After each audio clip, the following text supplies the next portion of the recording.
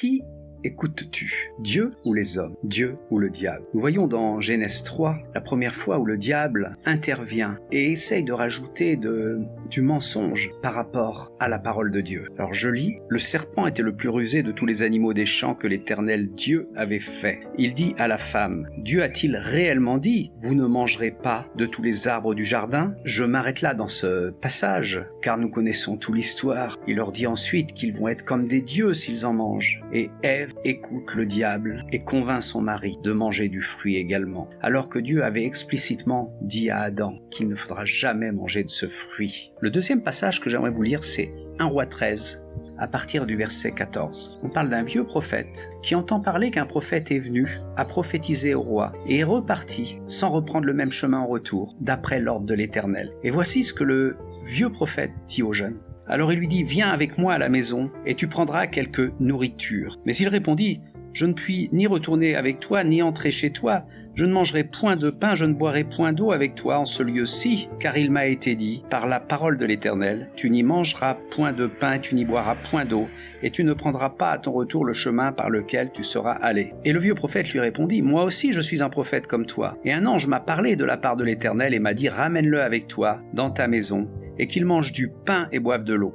Il lui mentait. Et qu'est-ce qui se passe? Le jeune prophète retourne avec le vieux, contre la parole de l'Éternel, en écoutant la parole d'un homme, plutôt qu'une parole directe, une révélation directe que lui avait donnée Dieu. Et quand il quitte ce vieux prophète, il se fait tué par un lion. Ce passage qui nous montre à quel point il est important quand Dieu vous donne des révélations. Ça peut être des révélations sur un métier, sur l'emplacement où il veut vous voir installé. Ça peut être sur vos relations, ça peut être sur différentes choses. Ça peut être sur la doctrine biblique. Ne vous laissez pas influencer par les hommes, même bien intentionnés, soi-disant avec la parole de Dieu et qui vont vous détourner du plan de Dieu. On voit dans le passage que j'ai cité précédemment que c'est un vrai prophète, le vieux prophète, mais il lui mentait. Il l'a amené dans l'erreur jusqu'à sa perte. Il est facile de se faire influencer dans la doctrine. Dieu vous a révélé quelque chose de très important. Et puis, des soi-disant hommes de Dieu viennent vous voir, vous dire non, les choses sont plus comme ci, plus comme ça. Et plutôt que d'écouter Dieu, vous écoutez ces hommes-là pour votre perte également. Ou alors, le diable va vous susurrer qu'il vaudrait mieux que vous alliez à tel endroit